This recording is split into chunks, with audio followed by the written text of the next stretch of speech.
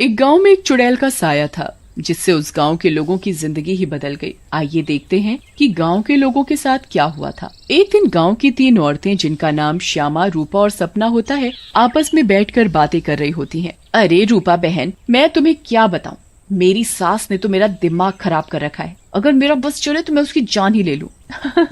अरे क्या हुआ श्यामा बहन, इतना गुस्से में क्यों हो? शांति मौसी ने क्या कर दिया? हाँ तुम घर में अकेली हो ना, इसीलिए इतने मजे से रहती हो। हमसे पूछो जिनकी सास है, एक तो खाती हैं इतना, रोटी बना बना कर मेरे तो हाथ ही थक जाते हैं, ऊपर से हर काम में कमियां निकालती हैं। सही कह रही हो श्यामा बहन, मेरी कहानी भी कुछ कुछ तुम्हारी तरह ही है। मैं तो जरा सा अपने मर्द के साथ बैठ क्या जाऊं, पता नहीं कहां से बुढ़िया को खबर मिल जाती है, वहीं आकर सर पर खड़ी हो जाती है।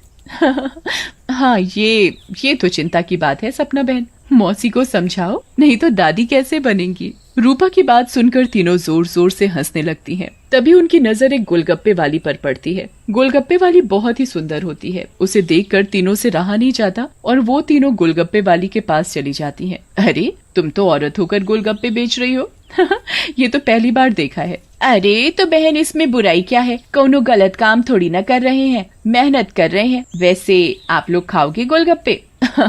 बातें तो बहुत अच्छी बनाती हो, चलो देखते हैं गोलगप्पे कैसे हैं। उसके बाद श्यामा और सपना दोनों गोलगप्पे खाने लगती हैं और रूपा वहीं खड़ी हो जाती है। रूपा को ऐसे खड़े देख गोलगप्पे वाली बोलती है, अरे बहन, आप नहीं खा रही गोलगप्पे? क्या हुआ, कहीं आपको अपने फिगर खराब होने का डर लग रहा है क्या? अरे नहीं नहीं, ऐसी बात नहीं है, मैं बस बाहर का सामान कम खाती हूँ और कोई बात नहीं, इन दोनों को खाने दो। श्यामा और सपना गोलगप्पा खाने के बाद बोलती हैं, अरे वाह गोलगप्पे वाली, क्या गोलगप्पे हैं, मुंह से तो स्वाद ही नहीं जा रहा, मजा आ गया। ऐसे गोलगप्पे मैंने जिंदगी में कभी नहीं खाए। तुम तो रोज आया करो, मैं तो रोज ही खाऊंगी। हाँ हाँ हाँ बहन जी, ये भी कहने की बात है, अब तो मैं रोज ही आया करूंगी, नया नया काम जो खोला है। उसके बाद वो गोलगप्पे वाली वहाँ से चली जाती है और वो तीनों औरतें भी अपने अपने घर चली जाती हैं। अगली सुबह रूपा पानी भरने के लिए कुएं पर जाती है। वहाँ औरतें आपस में बातें कर रही होती हैं। अरे रूपा बहन, पता है तुम्हें श्यामा और सपना कहाँ है? कहाँ है मतलब? अरे अपने घर पर होंगी और कहाँ? आहा, अरे नहीं रूपा बहन, वो दोनों अपने घरों से गायब हैं। कोई कह रहा था कि उनका चक्कर चल रहा था मर्दों के साथ और उन्हीं के साथ घर छोड़कर भाग गई हैं। बेचारे उन दोनों के पति। रूपा को ये बात सुनकर बहुत गुस्सा आता है और वो बोलती है, तुम्हें शर्म आनी चाहिए, औरत होकर औरतों के बारे में ऐसी बातें करते हो। ऐसा कहकर रूपा वहाँ से चली जाती है। शाम को वही गोलगप्पे वाली गांव में फिर से आती है। चीनू और टीनू नाम के 2 मंचूले उसे देखकर बोलते हैं, अबे टीनू, वो देख क्या लड़की है, एकदम एक नंबर, ये तो तेरी भाभी बनने लायक है बीड़ू। सही कह रहा है चीनू, लेकिन इसमें थोड़ा गलती होने का, ये अपन की नहीं, तेरी भाभी बनने लायक है, समझा क्या? फिर वो दोनों गोलगप्पे वाली के पास जाते हैं और बोलते हैं, ए गोलगप्पे वाली, क्या गोलगप्पे खिलाएगी हम दोनों को?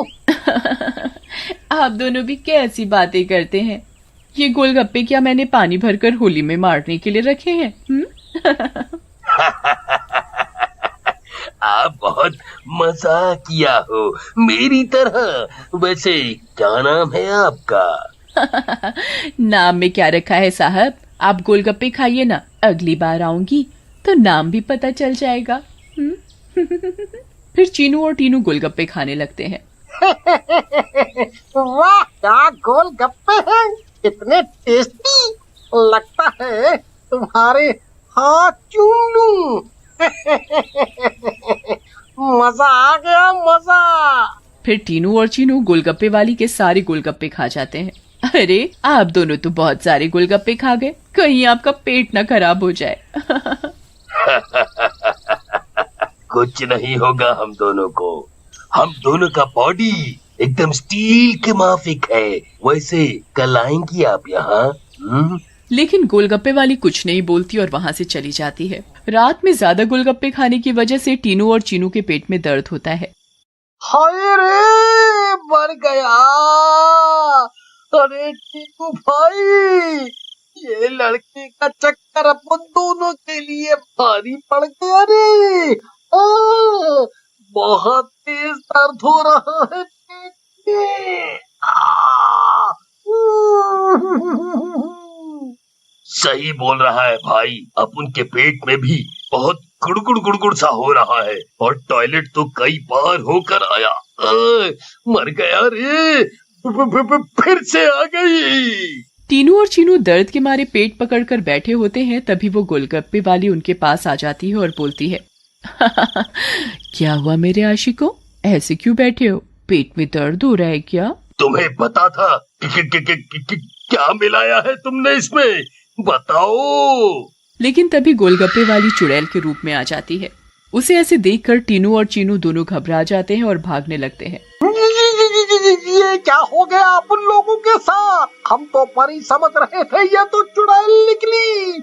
अब हम क्या करेंगे? भागो रे भागो, अपनी जान बचाकर भागो। अब हम क्या करेंगे?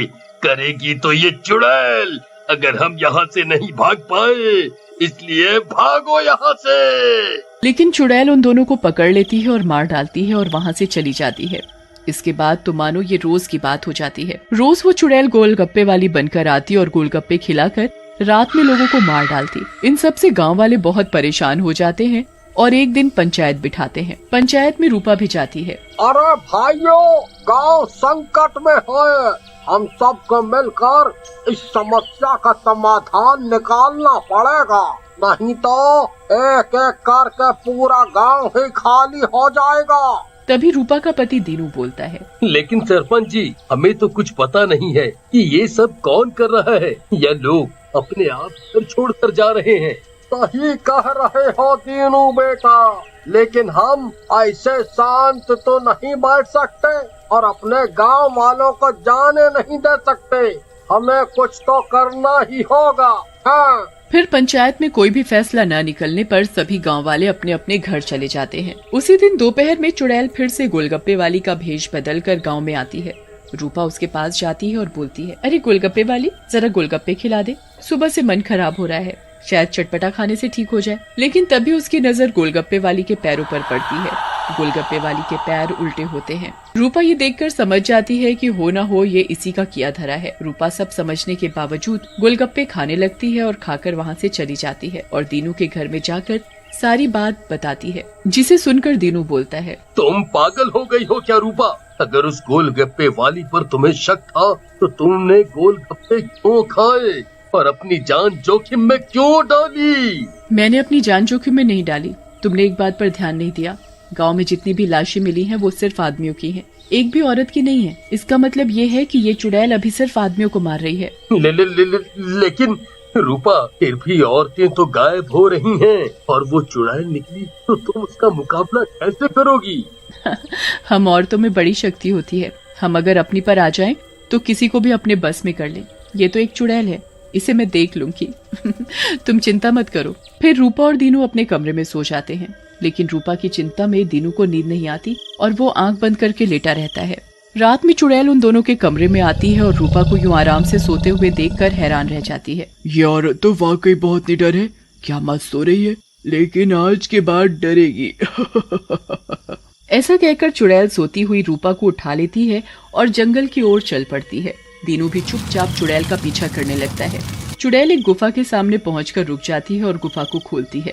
खुल जा सिमसिम। गुफा का दरवाजा खुल जाता है और चुड़ैल अंदर चली जाती है। दीनू भी चुपके से उनके पीछे पीछे अंदर चला जाता है। अंदर जाकर चुड़ैल रूपा को एक अंधेरे कमरे में ले जाती है और रोशनी करती है। जैसे ही वहाँ रोशनी होती है, गांव की बाकी औरतें भी रूपा को दिखाई देती हैं। श्यामा और सपना भी वहाँ होती है। अरे चुड़ैल, ये सब क्या है?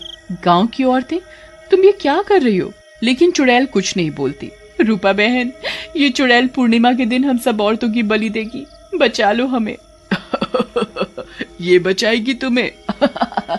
इसकी जान तो खुद खतरे में है। तभी वहाँ दीनू आ जाता है और बोलता है, रूपा की नहीं चुड़ैल, बल्कि तू खतरे में है। दीनू सब औरतों को जलती मशाल दे देता है। चुड़ैल, तूने हमको और गांव वालों को बहुत परेशान किया है, गोलगप्पों की कसम, तुझे छोड़ेंगे नहीं। ऐसा कहकर औरतें चुड़ैल के ऊपर मशाल डाल देती हैं और चुड़ैल जलने लगती है। मुझे जाने दो, छोड़ दो। लेकिन चुड़ैल थोड़ी ही देर में जलकर भस्म हो जाती है।